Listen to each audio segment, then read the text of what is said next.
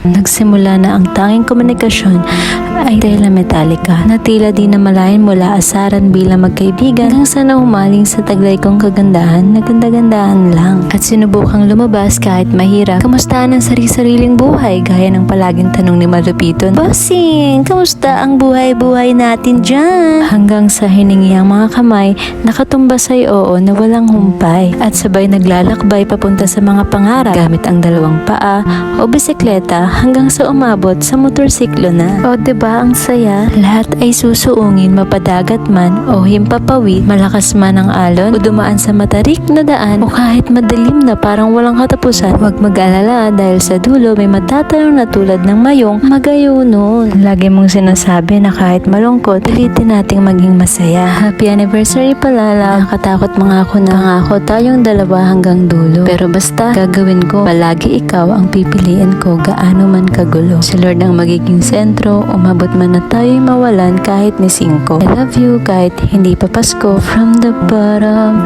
of my heart. What's a soulmate? It's like a best friend, but more. It's the one person in the world who knows you better than anyone else. It's someone who makes you a better person.